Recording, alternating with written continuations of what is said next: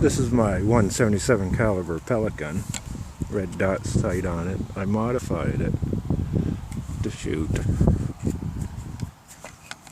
shotgun primers. I'm using BBs right now. Just dropped the BB in. Then I'm going to put a little bit of gunpowder in it, and I'll bring it back to show you. Okay, so I put the BB in first. I just put a little pinch of gunpowder in, and then you just drop in the primer. Like that.